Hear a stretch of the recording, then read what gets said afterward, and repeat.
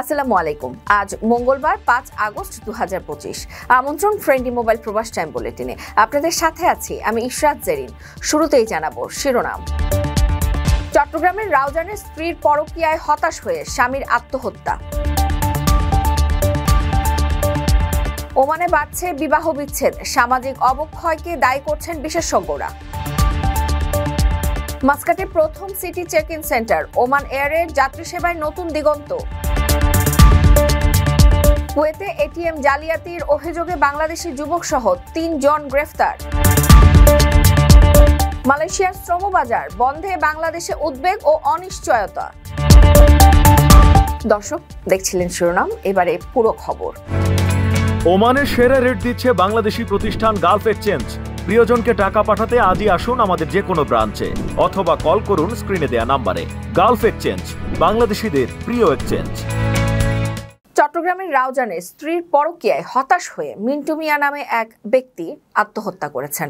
সোমবার রাতে ভাড়া বাসায় দরজা ভেঙে তার ঝুলন্ত মরদেহ উদ্ধার করা হয়।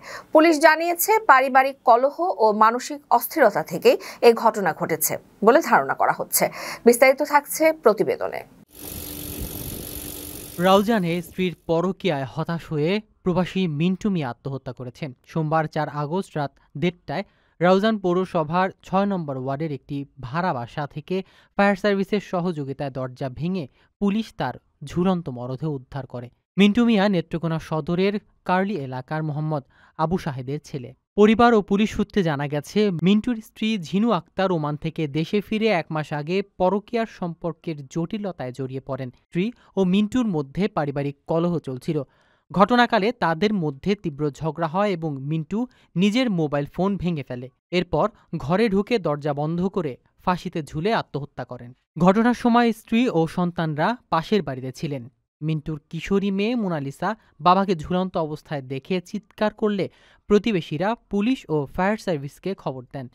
পুলিশ ও ফায়ার সার্ভিস গিয়ে দরজা ভেঙে লাশ উদ্ধার করে থানায় নিয়ে যায়। চট্টগ্রামের রাউজান থানার ওসি মনিরুল ইসলাম ঘটনাটি নিশ্চিত করেছেন। পারিবারিক বিরোধ ও পারস্পরিক অমিলে এমন মর্মান্তিক ঘটনা ঘটেছে বলে ধারণা করা হচ্ছে। ভিসা মেডিকেল এখন সুর শহরেই, আর নয় দীর্ঘ লাইন কিংবা ঘন্টার পর ঘন্টা অপেক্ষা।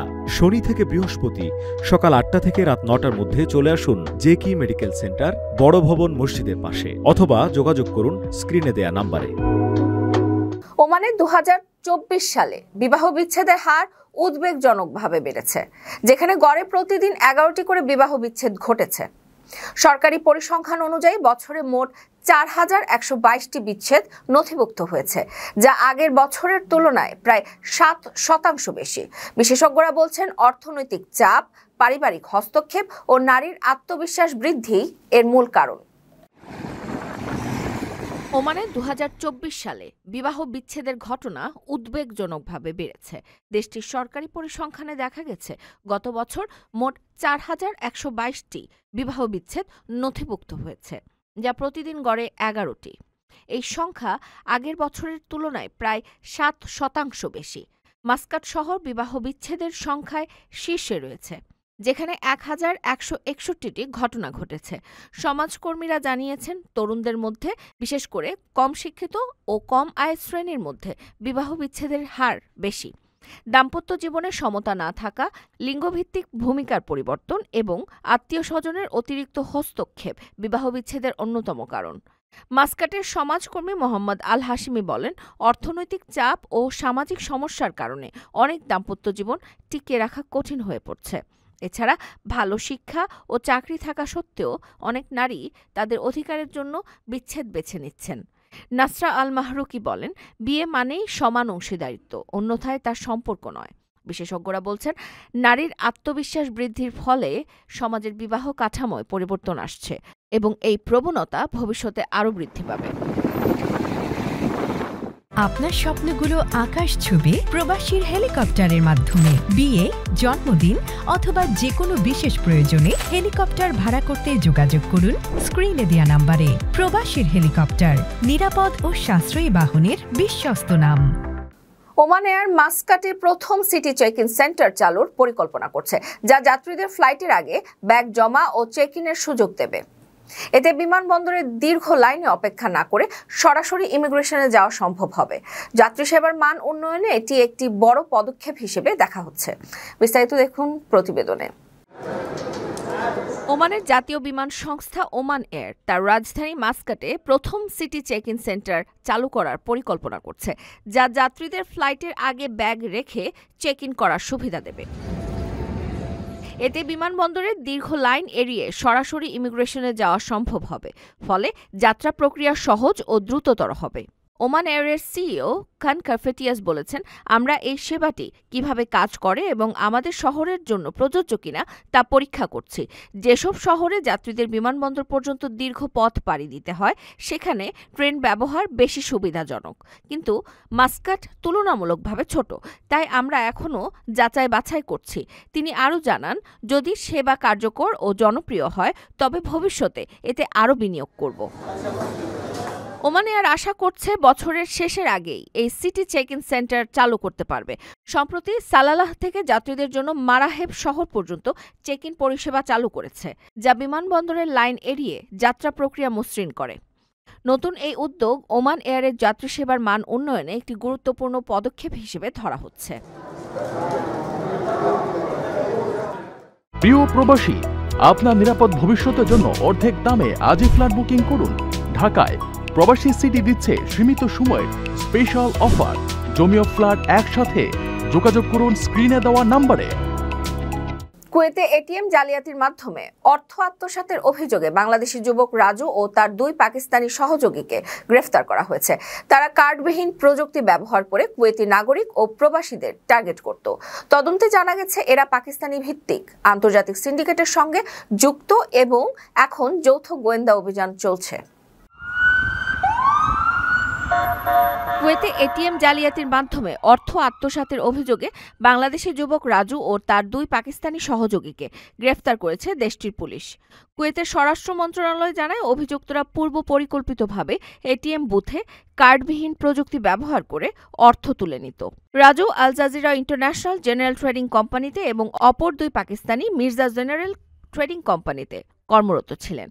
গোয়েন্দা সংস্থা বায়োমেট্রিক ও সিসিটিভি ফুটেজের মাধ্যমে তাদের চিহ্নিত করে মাত্র 24 ঘন্টার মধ্যে জিলিব আল শুয়েক এলাকা থেকে রাজুকে গ্রেফতার করে। গ্রেফতারের সময় রাজুর কাছ থেকে প্রায় 5000 কুয়েতি দিনার, ব্যাংক কার্ড, অবৈধ লেনদেনের স্লিপ ও সিম কার্ড উদ্ধার করা হয়। প্রাথমিক তদন্তে জানা গেছে তারা কুয়েতি নাগরিক ও প্রবাসীদের টার্গেট করেই তারা প্রতারণাগুলো করত। স্বরাষ্ট্র মন্ত্রণালয় জানিয়েছে, এ চক্রের পাকিস্তান ভিত্তিক একটি আন্তর্জাতিক সিন্ডিকেটের সঙ্গে যোগাযোগ রয়েছে। বৃহৎ এই অপরাধ চক্র নির্মূলে এখন বিদেশি গোয়েন্দা সংস্থার সহায়তায় যৌথ অভিযান পরিচালনা করা হচ্ছে। প্রিয় প্রবাসী, আপনার নিরাপদ ভবিষ্যতের জন্য অর্ধেক দামে আজই ফ্ল্যাট বুকিং করুন। ঢাকায় প্রবাসী সিটি দিচ্ছে সীমিত সময়ের স্পেশাল অফার। জমিও ফ্ল্যাট একসাথে। যোগাযোগ করুন স্ক্রিনে দেওয়া নম্বরে। আকর্ষণীয় রেট ও দারুণ সব ডাটা বান্ডেল পেতে আজই ব্যবহার করুন ফ্রেন্ডলি সিম। বাংলাদেশের বৈদেশিক শ্রমবাজার সংকুচিত হচ্ছে। 2024 সালে প্রবাসী কর্মী রপ্তানি প্রায় 30% কমেছে। মালয়েশিয়ার শ্রমবাজার বন্ধ ও 36 জন বাংলাদেশের আটক কাণ্ড নতুন সংকট সৃষ্টি করেছে। কূটনৈতিক উদ্যোগ ও যৌথ কর্মযজ্ঞের মাধ্যমে দ্রুত সমাধান প্রয়োজন বলে বিশেষজ্ঞরা মনে করছেন। বিস্তারিত থাকছে প্রতিবেদনে। বাংলাদেশের অর্থনৈতিক প্রবৃদ্ধির প্রধান উৎস হিসেবে বৈদেশিক শ্রমবাজার গুরুত্বপূর্ণ ভূমিকা পালন করে।